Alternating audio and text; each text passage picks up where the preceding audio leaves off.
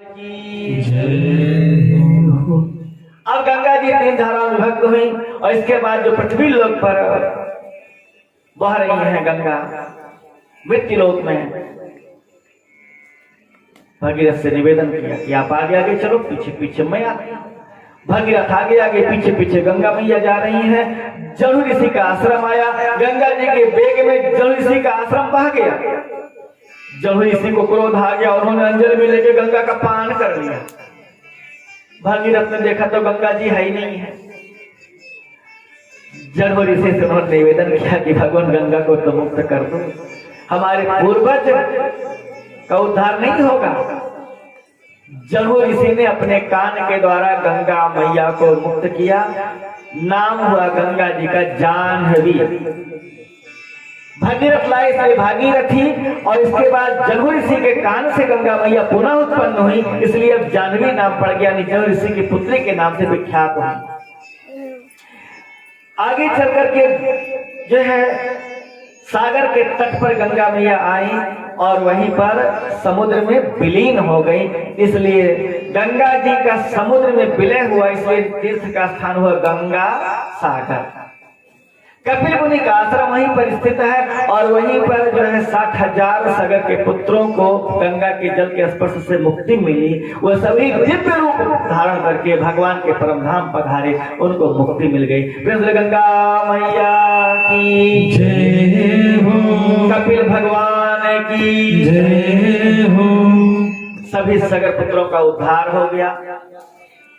स्वामी सुखदेव जी महाराज ने कहा कि हे परीक्षित, इन्हीं भगीरथ के वंश में राजा ऋतुपर्ण हुए। ऋतुपर्ण के राजा पुत्र हुए सौदास, सौदास के असमत, असमत के नारी कवच, नारी कवच के खट्वांग, और खट्वांग के राजा पुत्र हुए दिलीप, ये दूसरे दिलीप हैं, और दिलीप के पुत्र हुए रघु, जिनके नाम से रघु कुल चला, रघुवंश चला। महाराज रघु के पुत्र हुए अज, और अज के बेटा हुए महाराज दशरथ। दशरथ जिसने अपनी समस्त इंद्रियों पर विजय प्राप्त कर ली, वही दशरथ। 5 कर्मेंद्रिय, 5 ज्ञानेंद्रिय, 10 इंद्रियों पर जिसने विजय पाई हो, दशरथ केवल एक इंद्रिय पर विजय नहीं पा सके थे। वो कौन सी इंद्रिय थी? मन। मन के वशीभूत रहते हैं महाराज दशरथ, इसीलिए तो कैकेयी की बात को ज्यादा महत्व देते हैं। अगर मन को भी विजय प्राप्त कर लिए होते तो शायद राम जी को वनवास ना होता, तो शायद कथा कुछ और हो जाती। 10 इंद्रियों पर विजय प्राप्त किए थे। देखना इंद्रियों के न घोड़े भगे, उनमें हरदम ही संयम के कोड़े लगे।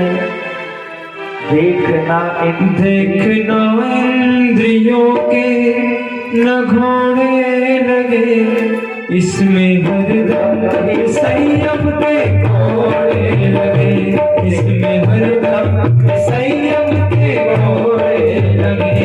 देखना इंद्रियों के न घोड़े लगे, देखना इंद्रियों के न घोड़े लगे, इसमें हरदम संयम के कोड़े लगे।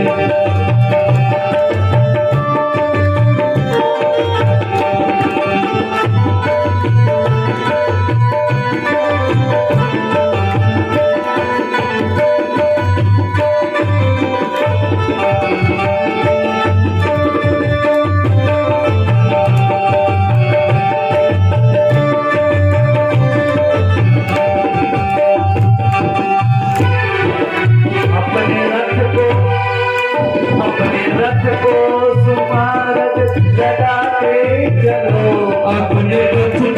सुमार्ग बनाते चलो, कृष्ण गोविंद गोपाल गाते चलो, कृष्ण गोविंद गोपाल गाते चलो।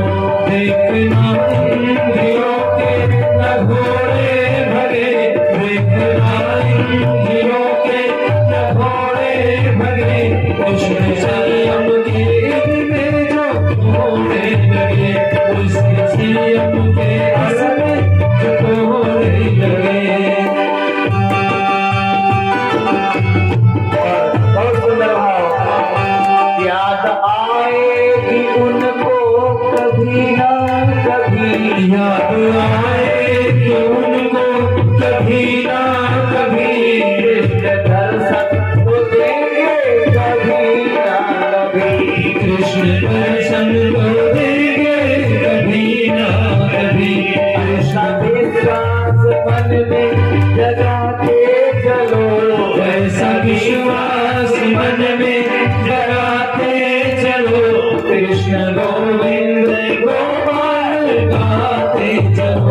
कृष्ण गोविंद गोपाल गाते चलो, कृष्ण गोविंद गोपाल गाते चलो, कृष्ण गोविंद गोपाल गाते चलो।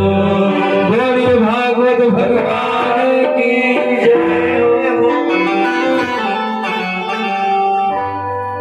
महाराज दशरथ कीर्ति चारों दिशाओं में फैली हुई थी। बड़े प्रतापी राजा, 3 रानियां हैं, कैकेयी, कौशल्या और सुमित्रा। 3 रानियां, संतान एक भी नहीं। महाराज दशरथ को बड़ी चिंता हुई। चौथापन आ गया लेकिन संतान एक भी ना हुई। क्या करें? गुरु जी के पास गए। एक बार दशरथ मन माही, भई गलानी मोरे सुत नाही। एक बार भूपति मन माही, भई गलानी मोरे सुत नाही। भई गलानी मोरे सुत नाही। एक बार महाराज दशरथ को याद आया, अपना मुखमंडल शीशे में दिखाई पड़ा। बाल सफेद हो गए, पुत्र नहीं हुआ, बड़ी पीड़ा हुई। उनको याद आया कि एक बार क्या हुआ था, एक तपस्वी को भूल से बाण लग गया था, नाम श्रवण कुमार। अपने माता पिता को लेकर के तीर्थयात्रा कराने जा रहा था। महाराज दशरथ शब्द भेदी बाण चलाने की कला में माहिर थे। श्रवण कुमार अपने माता पिता को पानी पिलाने के लिए नदी में जल लेने के लिए आया और दूर से घोड़े की आवाज को सुन करके दशरथ जी ने क्या किया, बाण चला दिया। उनको लगा कोई जंगली जीव है। जैसे ही बाण चलाया, श्रवण कुमार को बाण लगा और हा माता हा पिता, दशरथ जी समीप गए। बड़ा कष्ट हुआ। श्रवण कुमार का बाण हृदय से निकाला। श्रवण कुमार ने निवेदन किया कि राजन, मेरे माता पिता प्यासे हैं, उनको पानी पिला दीजिए। महाराज दशरथ जल का पात्र लेकर के श्रवण कुमार के अंधे माता पिता के पास जाते हैं। जैसे ही उनके माता पिता को पता चलता है कि मेरा पुत्र अब इस दुनिया में नहीं है और जो जल लेके आया ये अयोध्या के महाराज दशरथ हैं और इन्हीं के हाथों मेरे पुत्र की मृत्यु हुई है, तो उनको बड़ा कष्ट होता है। और उन अंधे माता पिता ने श्राप दिया, हे राजा, जिस प्रकार से आज हम दोनों पुत्र वियोग में अपने प्राण त्याग रहे हैं, ऐसे तुम भी पुत्र वियोग में अपने प्राण त्यागोगे। इस श्राप मिल गया। महाराज दशरथ सूर्यवंशी राजा हैं, क्षत्रिय हैं। उन्होंने सोचा कि इस शरीर से ब्राह्मण का अपराध हुआ, मुझे दंड मिला तो बहुत बड़ी देव कृपा है मेरे ऊपर। बड़े खुश हुए, कोई बात नहीं। एक बात की खुशी इसलिए हो गई कि मुझे दंड मिल गया, गलती की थी। दूसरी खुशी इस बात की कि संतान नहीं है, कम से कम ब्राह्मण का श्राप यदि सही होगा तो पुत्र तो होगा कम से कम मेरे, इस बात की खुशी। लेकिन आज जब देखते हैं कि चौथा पन आ गया, बाल सफेद हो गए और अभी तक पुत्र नहीं हुआ, इसलिए कहते एक बार भूपति मन माही, वो बात याद आ गई। आज उनको पश्चाताप हुआ, हे भगवान ब्राह्मण का श्राप झूठा होने जा रहा है, पुत्र आज तक नहीं हुआ। गुरु जी के पास गए, वशिष्ठ जी ने कहा धरहु धीर वही है सुत चाहे, चिंता न करो 4 पुत्र होंगे, पुत्र कामे से यज्ञ कराओ। इसके लिए श्रृंगी ऋषि को बुलाया गया। अयोध्या की सीमा के बाहर बस्ती जनपद की सीमा जहां प्रारंभ होती है, वहां एक बहुत सुंदर स्थान है मखौड़ा। श्रृंगी ऋषि ने कहा कि हम आपके अयोध्या में नहीं आएंगे, अयोध्या की सीमा के बाहर कोई भी स्थान हो वहीं यज्ञ कराएंगे। मखौड़ा में यज्ञ कराया गया, पुत्रेश यज्ञ कराया गया। और इसके बाद अग्नि देवता बड़े गदगद भय, प्रसन्न भय, खीर का पात्र लेकर के प्रकट भय, महाराज दशरथ को दिया, अपनी रानी को खिलाओ, पुत्र होगा। खीर लेकर के महाराज दशरथ आते हैं, सामने उनको कैकेयी और कौशल्या 2 रानियां दिखाई देती हैं। आधी आधी खीर दोनों माताओं को उन्होंने दे दिया, देवियों इसको खा लेना, भगवान की कृपा हुई तो पुत्र हमारे यहाँ जरूर होगा। महाराज दशरथ तो यज्ञ करने के लिए चले जाते हैं और इधर सुमित्रा का आगमन हो जाता है। जैसे सुमित्रा को कैकेयी और कौशल्या ने देखा तो कैकेयी कौशल्या ने सुमित्रा को अपने अपने भाग का आधा आधा भाग सुमित्रा को दिया। लो बहन तुम भी खाओ। सुमित्रा के आंखों से झरझर आंसू बहने लगे। सुमित्रा ने कहा आप दोनों ने मेरे साथ इतना अनुराग रखा, इतना प्रेम दिखाया, तो हे बहना हम वचन देती हैं तुम लोगों के एक पुत्र अगर हुआ और हमारे अगर 2 पुत्र हो गए तो आज मैं आप दोनों को वचन देती हूं कि हमारे दोनों पुत्र आपके पुत्रों की सेवा में ही लगे रहेंगे।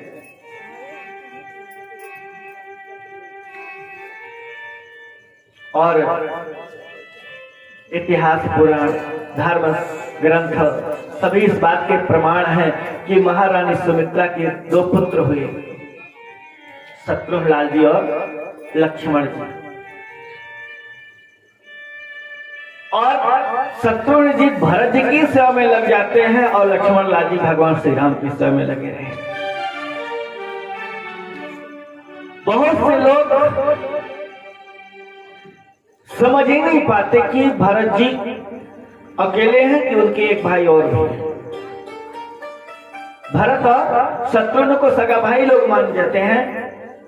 इतना प्रेम, इतना अनुराग भाइयों में, अलग हो ही नहीं सकते। भरत से शत्रुघ्न जी और लक्ष्मण से राम जी बहुत प्रेम करते हैं। चारों भाइयों की शिक्षा दीक्षा एक साथ हुई। जब देखो तब भरत और शत्रुघ्न ननिहाल में रहते, लेकिन कैकेयी राम जी को अपने से अलग कभी नहीं समझती थी। कैकेयी राम जी का विक्षोभ सहन नहीं कर पाती थी। राम को भोजन कराना, अपने पास रखना, सबसे ज्यादा दुलार अगर राम को किसी ने किया तो कैकेयी है। एक दिन भगवान श्री राम जी को माता कैकेयी भोजन करा रही थी। भगवान छोटे से हैं, बालक हैं, कैकेयी भोजन करा रही, बड़ा गदगद। राम जी ने पूछा कि माता क्या तुम मुझसे प्रेम करती हो? कैकेयी ने कहा पगले मैं तुझसे प्रेम नहीं करती क्या? बहुत प्रेम करती हूँ। राम जी ने कहा तो मैया जो मांगूंगा सो दोगी? कैकेयी ने कहा क्यों नहीं दूंगी। अपने लाल के लिए ये कैकेयी कुछ भी समर्पित कर सकती है। मां सोच लो मैं क्या मांगना चाहता हूं, बिना विचार किए ऐसी प्रतिज्ञा मत करो। अरे कैकेयी ने कहा तू मांग तो सही पुत्र, मांग तो तू क्या मांगना चाहता है? राम जी ने कहा भैया हो सकता है मैं जो मांगू, अगर आपने मुझे वो दे दिया तो आने वाली पीढ़ियां अपने बेटियों का नाम कैकेयी नहीं रखेंगी। कैकेयी ने कहा मुझे इसकी चिंता नहीं है, भले ही मुझे लोग गालियां दें, मेरा तिरस्कार करें, अपनी बेटी का नाम कोई कहीं न रखे, मुझे स्वीकार है, लेकिन मेरा राम खुशहाल रहना चाहिए। अगर तू खुशहाल रहेगा तो मुझे कुछ नहीं सुनना, तो मांग तो सही। राम ने कहा माता विचार करो, हो सकता है मैंने जो मांगा अगर आपने दे दिया तो ये भी हो सकता है कि आपको वैधव्य जीवन बिताना पड़े। कई चौंक पड़ी, तू मांगना क्या चाहता है पगले, बता तो सही क्या चाहिए तुझे। राम ने कहा विचार करो भैया, मांगू तो देंगे आप। कैकेयी ने कहा मैं अपने राम के लिए वैधव्य जीवन भी व्यतीत करना स्वीकार करती हूँ। अब तो मांग ले पागल, क्या मांगना चाहता है। हे माता, केवल एक वरदान आप हमको दे दीजिए कि आपके 2 वरदान महाराज के पास उधार है। अवसर जब आएगा महाराज आपसे वरदान मांगने के लिए कहेंगे तो आप उनसे वरदान में ये मांगिएगा, मेरे लिए 14 वर्ष का वनवास मेरे भाई भरत के लिए राजगद्दी। कैकेयी मूर्छित हो गई। जब उसकी गंगा टूटी तो उसने कहा कि ये तूने क्या मांग लिया पुत्र, भला अपने राम के लिए मैं वनवास मांग सकती हूँ। अरे मैं वैधव्य जीवन भी स्वीकार करूंगी, दर की ठोकरें खाने के लिए मैं तैयार हूँ, दुनिया का सारा दुख मैं झेलने के लिए तैयार हूँ, लेकिन अपने राम को, अपने कलेजे के टुकड़े को वनवास नहीं दे सकती। राम ने कहा मैया सोच लो, आपने वचन दिया है। हे माता, मेरा अवतरण इसलिए हुआ कि पृथ्वी का भार उतारो। बहुत बड़े बड़े तपस्वी मेरी राह देख रहे हैं, मेरा दर्शन चाहते हैं। अगर मैं जंगल जाऊंगा तो सबका दर्शन मुझे मिलेगा। और माता रावण, कुंभकर्ण आदि ये जो दानव है पृथ्वी को भयाक्रांत कर रखे हैं, इनका भी तो उद्धार करूंगा। हे माता, आप ही एक कार्य को कर सकती है, इसलिए मैंने आप ही से यह वरदान मांगा है। अब आप मेरा समर्थ कर लेना, लेकिन याद रहे माता, कितनी भी विपत्ति क्यों ना आए, चाहे कितनी भी संकट की घड़ी आए, लेकिन यह बात केवल आप जाने, हम जाने, कोई और जाने। कैकेयी ने कहा कि अपने पुत्र राम के लिए मैं ये भी सहन करूंगी। धन्य है माता कैकेयी। चारों भाई पले बढ़े। अब आइए हम आपको चारों भाइयों के गुण को दर्शाते हुए कथा में आपको आगे ले चलते हैं। राम जी 4 भाई और राम, लक्ष्मण, भरत, शत्रुघ्न। और कहते हैं कि इनकी जो शक्तियां हैं, राम की शक्ति सीता जी हैं, और इसके बाद भरत जी की मांडवी है। लक्ष्मण लाल की शक्ति का नाम है उर्मिला, और सबसे छोटे भाई शत्रुघ्न लाल जी की शक्ति का नाम है सुरतिकीर्ति। 4 भाई और 4 शक्तियों के साथ इनका विवाह हुआ, एक ही साथ।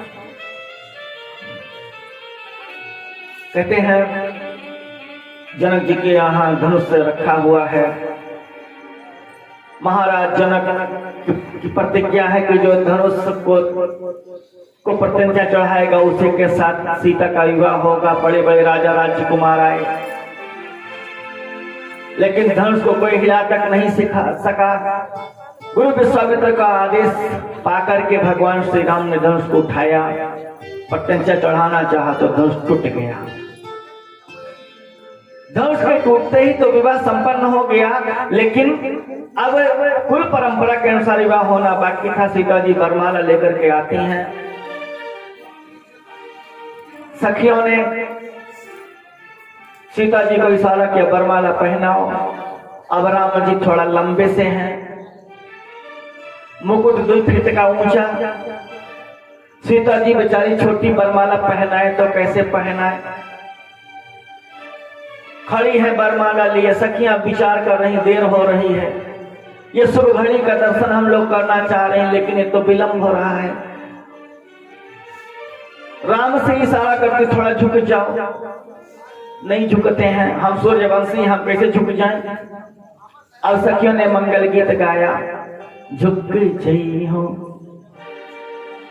तनिक रघुबीर, किशोरी मेरी छोटी है, झुकी जइयो तनिक रघुबीर, किशोरी मोरी छोटी है। झुकी जइयो तनिक रघुबीर, किशोरी मोरी छोटी है।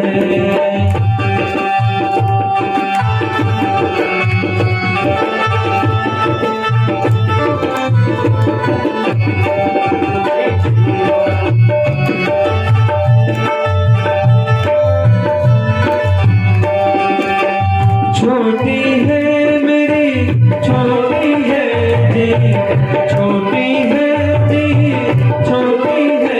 झुकी जइयो तनिक रघुबीर, किशोरी मोरी छोटी है। झुकी जइयो तनिक रघुबीर, किशोरी मोरी छोटी है। और सखी आगे बोलती हैं कि सुनियो बिने दशरथ के लाला, सुनियो बिने दशरथ के लाला, पहिरो आज विजय जयमाला, पहिरो आगे जय जय माला। हम गावे मंगल चार, किशोरी मोरी छोटी सी, हम गावे मंगल चार, किशोरी मोरी छोटी सी। झुकी जइयो तनिक रघुबीर, किशोरी मोरी छोटी सी।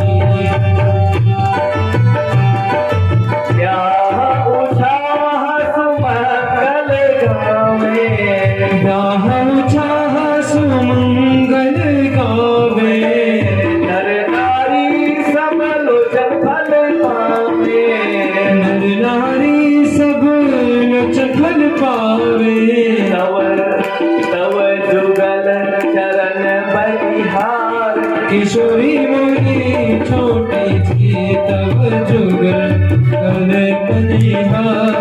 किशोरी मोरी छोटी सी, झुकी जइयो तनिक रघुबीर, किशोरी मोरी छोटी सी। भगवान राम ने काम नहीं झुकेंगे, हम झुकना तो जान रही नहीं। बहुत देर हो गई, ये सब घड़ी व्यतीत हो रही है। अब सारी सखियों ने लक्ष्मण लाल की तरफ इशारा कर दिया। लखन लाल भी तो उतावले थे कि जल्दी से विवाह हो जावे, इसलिए लक्ष्मण लाल जी ने कहा भैया देर कर रहे हैं। तो लक्ष्मण लाल जी क्या करते हैं, तुरंत पहुंच जाते हैं, भैया का चरण छू लेते हैं। मर्यादा कुट कुट करके भरी अयोध्या में लक्ष्मण लाल जी अपने बड़े भाई से कैसे कहीं झुक जाओ, नहीं कह सकते, इसलिए जाके पैर छू लेते हैं। और जैसे ही पैर स्पर्श किया, राम जी ने झुक करके लक्ष्मण को उठाया। जैसे झुके राम जी उठाने के लक्ष्मण को, तब तक किशोरी जी ने जयमाल पहना दिया। ये है मर्यादा। और इसके बाद अब परशुराम जी का आगमन हुआ, ये सब कथा आप जानते हो। लक्ष्मण जी से वाग्युद्ध हुआ, फिर भगवान श्री राम को उन्होंने पहचान लिया, भगवान की वंदना करी, परशुराम जी वहां से चले गए। इसके बाद चारों भाइयों का एक ही मंडप में विवाह संपन्न हुआ। श्री राम, लक्ष्मण, भरत, शत्रुघ्न, और इसके बाद मिथिला में का शक्ति का मिलन हुआ। सीता, मांडवी, उर्मिला, सत्यकीर्ति। अब सबसे पहले राम की मर्यादा को समझने के लिए अब हम श्री जो है शत्रुघ्न से शुरुआत करते हैं। देखिए शत्रुघ्न का मतलब क्या होता है और उनकी पत्नी श्रुतिकीर्ति का मतलब क्या होता है। तो कहते हैं शत्रुघ्न का मतलब है कि जाके सुमिरन तेरी पुनासा, जाके सुमिरन तेरी पुनासा, जाके सुमिरन तेरी पुनासा, नाम शत्रुघ्न वेद प्रकाशा, नाम शत्रुघ्न वेद प्रकाशा, नाम शत्रुघ्न वेद प्रकाशा। जिनके नाम लेने मात्र से शत्रु का संहार हो जाए उनका नाम है शत्रुघ्न लाल जी। लेकिन शत्रु कौन? शत्रु है काम क्रोध मद लोभ जो हृदय में विराजित है, अहंता ममता ईर्षा द्वेष, यही शत्रु है। अगर हम लक्ष्मण लाल जी के शत्रुघ्न लाल जी का नाम ले लेते हैं, शत्रुघ्न लाल जी का नाम स्मरण करने मात्र से हमारा हृदय एकदम पावन हो जाता है, लोभ ममता मोह ये सब गायब हो जाता है और हम भगवान के परम भक्ति को प्राप्त हो जाते हैं। शत्रुघ्न लाल जी की पत्नी का नाम है श्रुतिकीर्ति और कहते हैं कि श्रवणम कीर्तनम, सबसे पहली भक्ति का नाम है श्रवण करना, सुनना, यानी भगवान की कथा को सुनना। ये पहली भक्ति की सीढ़ी है। यदि भगवान राम को पाना है तो पहले भगवान की कथा को सुनना पड़ेगा, जो आप लोग कर रहे हो। और इसके बाद दूसरी सीढ़ी है गायन करना। तो अब श्रुतिकीर्ति का आश्रय ले, यानी कि भगवान कथा को हम सुने। और जब भगवान की कथा को हम सुनते हैं तो भगवान कथा सुनते सुनते सुनते सुनते सुनते फिर शत्रुघ्न लाल जी का हृदय में समावेश हो जाता है। और शत्रुघ्न लाल जी जब हृदय में आते हैं तो काम क्रोध मद लोभ का संहार कर देते हैं, हृदय पावन हो जाता है। और इसके बाद दूसरे भैया है लक्ष्मण लाल जी। श्रुतिकीर्ति के द्वारा हमने उनकी ये शक्ति को आश्रय लेकर के हमने कथा को सुना और इसके बाद काम क्रोध मद लोभ को दूर भगाया। अब दूसरी भक्ति की पराकाष्ठा है लक्ष्मण लाल जी। लक्ष्मण जी की शक्ति का नाम है उर्मिला। उर्मिला का मतलब होता है, उर माने होता है हृदय, मिला माने मिल जावे। जिसका अब कथा हमने सुनी, बड़े प्रेम से सुनी, तो भगवान से मिलने की उत्कंठा जागृत हो गई। अर्थात उर्मिला शक्ति ने भगवान से संबंध जोड़ दिया। और जब भगवान से संबंध जुड़ गया तो फिर कहीं कुछ अच्छा लगता ही नहीं है। राम जी ने लक्ष्मण लाल जी से कहा कि हे लक्ष्मण, अब मुझे वनवास मिला है, माता पिता और गुरु की सेवा का भार हम तुम्हारे ऊपर छोड़ रहे हैं, इनकी सेवा करना, अयोध्या की रखवाली करना, और हम तो चले वन। लक्ष्मण लाल जी की आंखों में आंसू गए। उन्होंने कहा भैया ये मुझे कहाँ छोड़ के जा रहे हो? कौन से माता पिता की बात आप करते हो? हमने तो आज तक किसी और माता पिता को नहीं जाना, हमारे एकमात्र माता पिता तो आप हो। हे भैया, गुरु पितु मातु न जानहि काहू, गुरु पितु मातु न जानहु काहू, करहु स्वभाव नाथ पति जाऊं, करहु स्वभाव नाथ पति जाऊं। हे प्रभु, हमने अभी तक किसी और को गुरु नहीं माना, किसी को पिता नहीं माना, किसी को माता नहीं माना। मेरे तो केवल आप ही मेरे गुरु माता पिता सब कुछ हो। जब आप नहीं रहोगे तो हम किसके सहारे रहें, किसकी सेवा करेंगे? राम जी ने कहा तुम क्या कह रहे हो? हमारे यहाँ की परंपरा रही है, वेद शास्त्र कहते हैं मातृ देवो भव, पितृ देवो भव, आचार्य देवो भव, और तुम माता पिता किसी को नहीं मानते, गुरु को नहीं मानते। फिर यही तुमने पढ़ा है गुरु आश्रम में जाकर के, कौन है तुम्हारा पिता माता, कौन है तुम्हारा गुरु, किसकी सेवा करना चाहते हो? तो मोरे, देखिए भाई का प्रेम देखिए।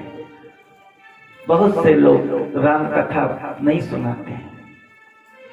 राम का आदर्श कम से कम जीवन में हम उतारे, उनके भाइयों से शिक्षा लें। लक्ष्मण लाल जी ने क्या बोल दिया, हे भैया मोरे सब ही एक तुम स्वामी, मोरे दया एक तुम स्वामी, दीन बंधु अंतर्यामी, दीन बंधु अंतर्यामी। हे प्रभु, केवल आप ही मेरे माता पिता हो, मेरे गुरु हो, हमें छोड़ के ना जाओ। माता रामो मत पिता रामचंद्र, स्वामी रामो मत सखा रामचंद्र, सर्वस्व में रामचंद्र दयानुनार्यम, जाने न जाने, मैं और किसी को नहीं जानता हूँ।